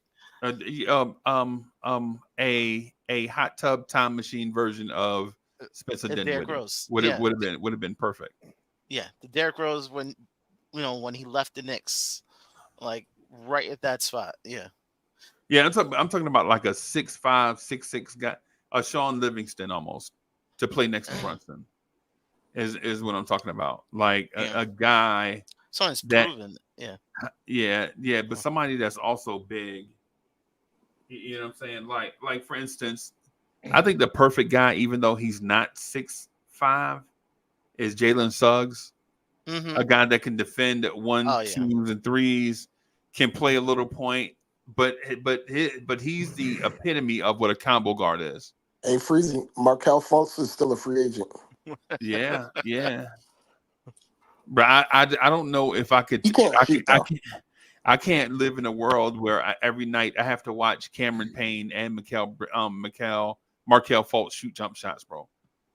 Bro, I mean, Cameron Payne actually shoots at a high clip though. It just looks ugly, but he shoots. Yo, that man jump shot looks like Tyrone Hill in the face. Bro, that man's jump shot is ugly, bro. Him and Cameron Payne, a masterpiece nigga. Yes. Yeah. Cadillac Williams. Cadillac Yeah. Anderson. I mean. Oh man. Yeah, You got a sidewinder. I'll say that much. Bro, it's so ugly to look at. But at the same time, so is Halliburton. So I mean, Okay. Halliburton. Let me put it. If I put a name out there, I know the number don't work, but Kevin Herter, Red Velvet. Yeah. His yeah. Play 1, 2, 3.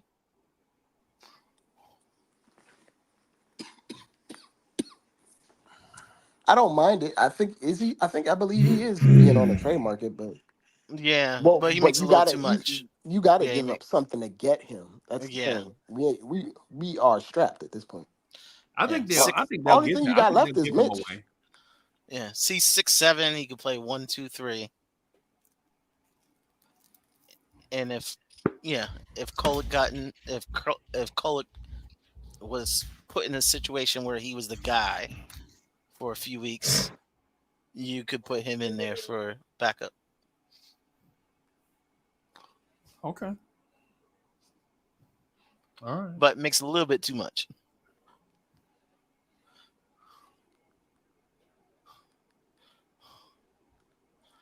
Yeah, I think he makes what, 15, 16, 17 million? 16.8. Yeah. Somewhere in there. I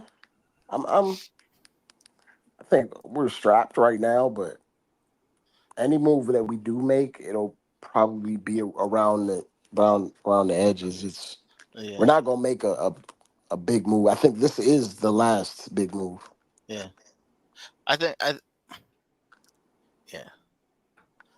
Some like I've been kind of going through scenarios, and most of the players are either unproven or just too old. They just can't rely on them. Yeah. Like, because if you go 1, 2, you could put up a Jaden Ivey, but he's not proven. But the thing with Jaden Ivey is, why would JB Bickerstaff give up on either Jaden Ivey or Jalen Duren? Because Asor Thompson has to get his minutes. And him too. But they all play just different positions, bro. I know, but he has to get his minutes. Like they had that's why the coach. And then they draft somebody. They drafted somebody this year, right? Who did they draft, bro? Yeah, they drafted Ronald Holland. Ron Holland, right? Okay. Another him and Asar Thompson probably the same type player. Yeah, right now. And if you move Asar Thompson, the shooting guard, where does Jaden Ivey play? You can't move Asar Thompson, the shooting guard. I know, but you gotta make something because happen. you have to look at the job description, bro. I know, but he can guard, but he can't shoot. I know, but like they're gonna have to make something happen because that lineup doesn't make any sense.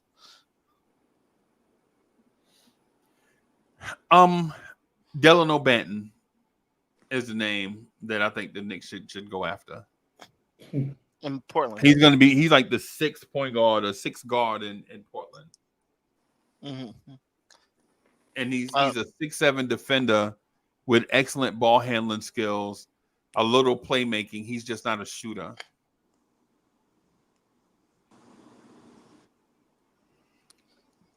D'Angelo Russell? Makes too much. Too much money. But he would be good, but it just makes too much. And he would be unhappy playing behind Brunson. Right. Okay. Greg Castillo was in the building. Spurs, we see y'all. Spurs versus everybody. We see y'all. We have a Wemby stopper now, bro. Castillo, we have a Wemby stopper.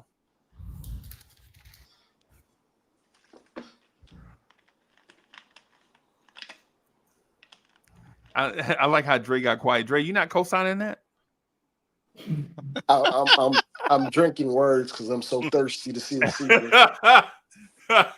I'm drinking water. Like I don't even know what to, like. I'm thinking, and like you bring up like interesting points, but at the same time, like we can acquire a guy at multiple different positions.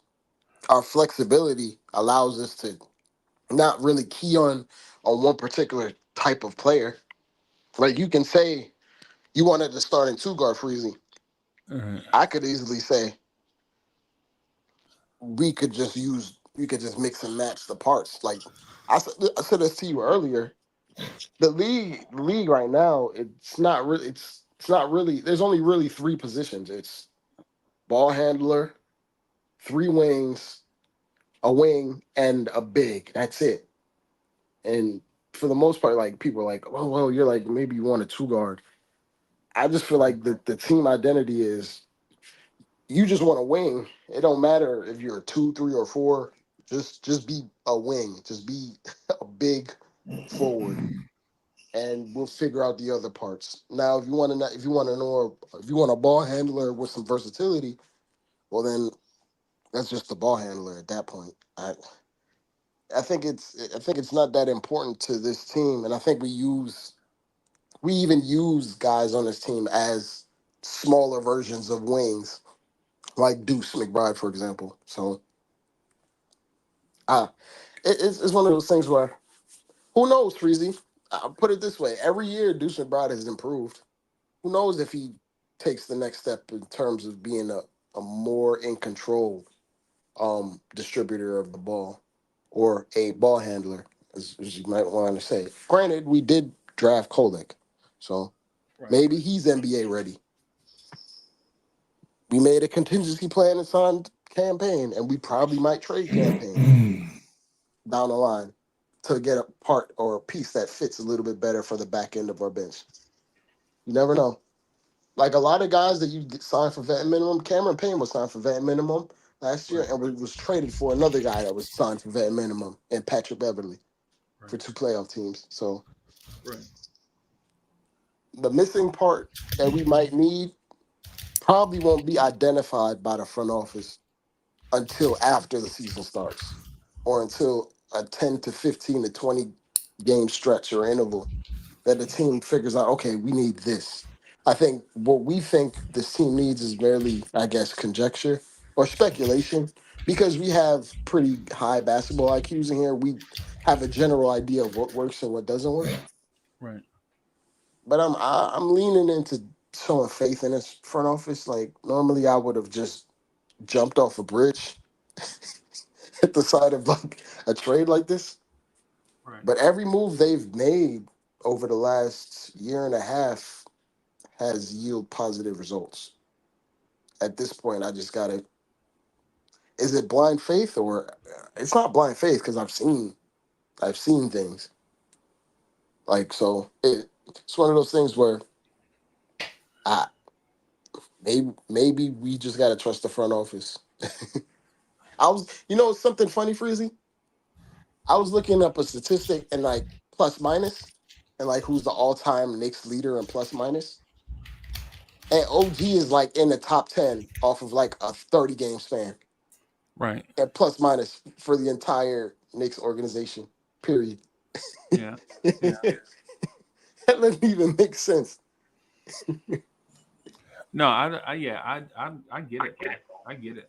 At that point, like if they keep putting moves together that work spectacularly, or they have like an idea of what works at this level, then at some point you just gotta go all in. And I feel like a lot of the moves that they made, they had to ask JB.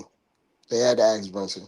Like before this trade was made, I'm almost, they probably hit him up and called Leon, hit him up and called him before we do this deal. Do you want to do it? Because I can't he got believe Dante is in the. I think Mitch is the dude that's gonna be in the deal, bro. I Dante don't is think it's already gonna be gone. Dante. Dante is gone, man.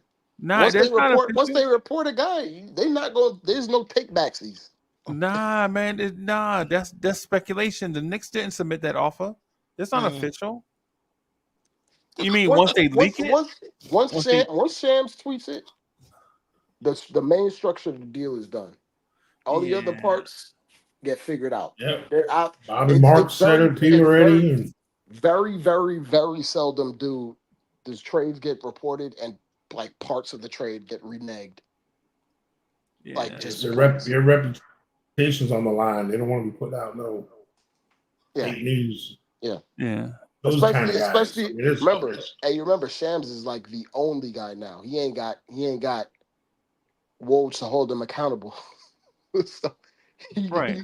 he's got a thin line to keep it. But I think once you see stuff like that, it's very, very seldom do you see parts of a deal get moved or changed around. And to like this front office's credit, we do things without a peep being leaked. Okay. So once it's already out, it's already out at that point. Like we already decided we comfortable. And you know what it is? I don't even think they wanted to put Dante in it initially. I'm pretty sure they didn't.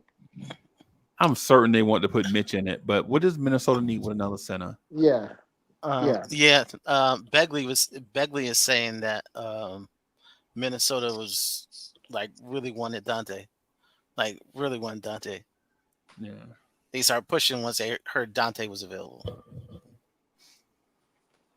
Dante was available? No, they said once Dante became an option for them, they said they really started Dante pushing. Was an option? I mean, everybody's tradable if you're trying to win a championship, Freezy. Come on. I mean, but for a shooter in the NBA,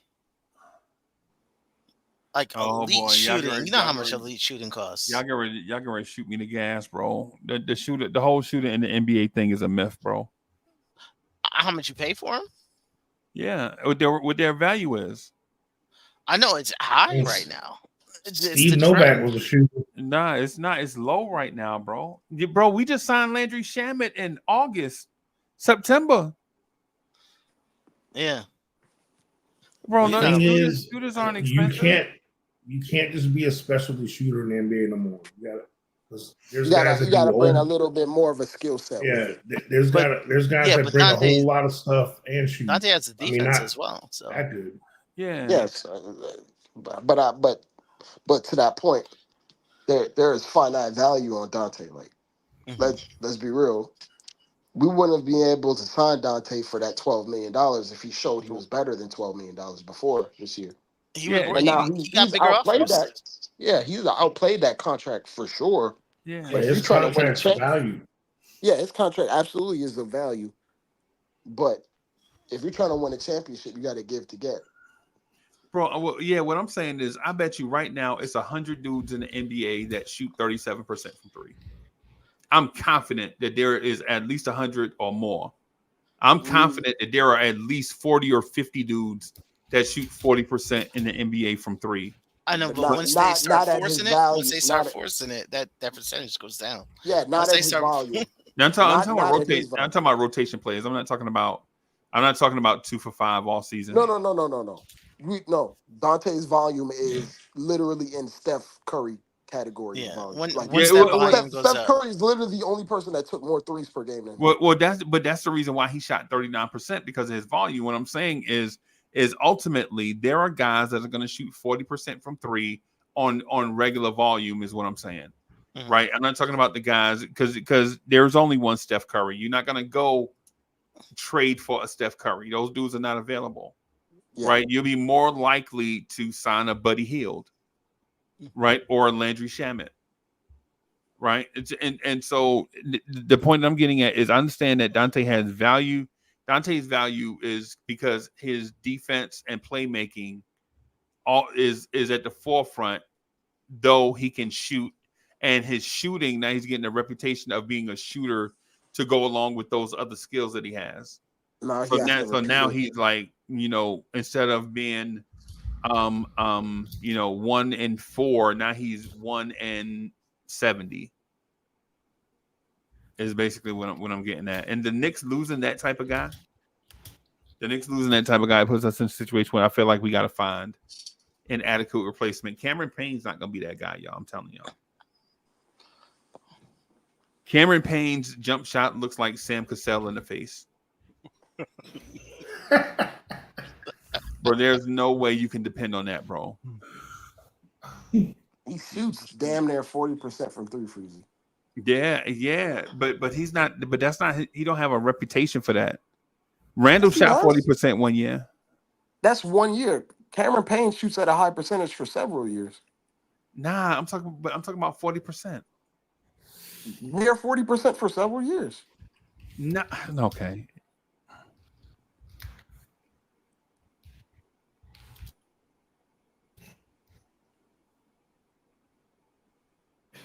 Steve Novak was a shooter. Yeah. Absolutely. Yeah, he was a shooter. And that's what I'm saying. The Fritz that the era of paying for just a 3-point shooter for Davis Bertans, those days are over, bro. Because every time you give an Allen Crabbe a shooter contract, they never live up to it, bro. I know Minnesota knows what Dante brings. But I think help them a lot. I think Minnesota is looking at it like Anthony Edwards may be their point guard of the future, and putting Dante next to Anthony Edwards makes Anthony Edwards even more dangerous. Yeah. He's almost going to do the same thing he did with Brunson. If they do that, Anthony Edwards will have a Lakers jersey on in 18 months. But the ball, the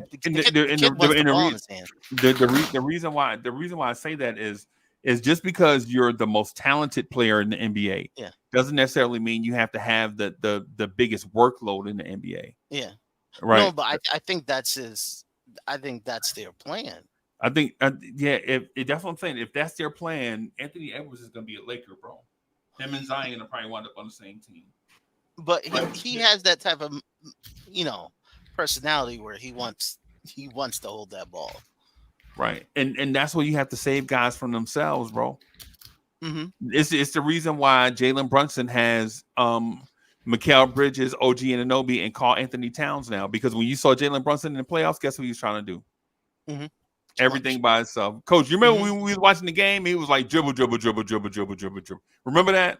Remember Dante could have scored 50 in that game against Indiana, and Jalen Brunson stopped passing him the ball. Yeah. You want to know who's going to be a bigger ball hog than Brunson? Especially now that Cat's not down. Anthony Edwards. Oh my God, that's gonna be even worse. Yeah, and so if Ant-Man is, why do they name why do you have to be an animal to play in Minnesota? Cat. Let's go Bears. Isn't he an animal too? Yeah, a go bear. Yeah, hey man, yeah. But yeah, man, and no disrespect to the point, but this is what I tell Dre all the time. It's too hard in the NBA to be a dominant two-way player. You just can't be that for long stretches. Because even if you're that for a long stretch, your production may not fall off, but you'll probably wind up getting injured. Right? You can't drive your car full speed everywhere you go. Something's going to break eventually. Right? Like, Coach, can you imagine that? Just putting your pedal to the metal in the car everywhere you go? Something's going to break eventually. You know what I'm saying? But what I will say though, on the Knicks side of things, I'm gonna miss Randall, but I also feel like what Carl Anthony Towns brings to the team is going to be something that we've never seen before, not even from Pat Ewing, right? And so while we're not going to lose any 3-point shooting, I think the 3-point shooting is going to get better because you can easily find a shooting guard that can shoot 38%, but you can't find a center that's going to shoot 38% on high volume. They just don't exist. Right. So if you're asking me if I'm out here shopping for unicorns, do I go out here and get this unicorn that I know is rare, or do I go get the goat with the cone taped to his forehead? Nah, I ain't gonna do that, bro. Yeah, I think it's a great move. I had a lot of questions before this trade about playing time, also about Josh Hart's just role, period, on this team. Because after the way he put in the playoffs, to put him in like no man's land on that roster, it would have been tough. So Yeah. I think it clears up. I think it clears up a lot of playing time. I think Josh Hart. I think the combination of Josh Hart, OG Anunoby, and Karl Anthony Towns is going to surprise people with their toughness and defense. Right? Like if Cat comes here, and because Cat's going to be this. Honestly, if you're talking about skill packages, Karl Anthony Towns has the most diverse skill package. Jalen Brunson has a more restricted skill package, but the things he does well, he's outstanding, probably best in the NBA at it. Like Jalen Brunson's not going to drive you to the hole off the dribble and just yam on people in traffic. He ain't going to do that. Right? And Jalen Brunson ain't going to body somebody up in the post and back them down and make the other team cry about their physicality. What he will do, though, and I said this the other day. I said this to who did I say it to? I forget. I said to somebody that Jalen Brunson to me is like watching Tim Duncan at point guard. Right? He's going to use all his tricks and experience and footwork and all those things to get the best shot possibly for himself. He's not going to be like Charles Barkley, just go down full speed and just jump over the crowd and dunk on 10 people. Mm-hmm. Watching Jalen Brunson is like watching a work of art. Mm-hmm. Well, you're gonna be seeing a lot of Jalen Brunson with nobody between him and the basket.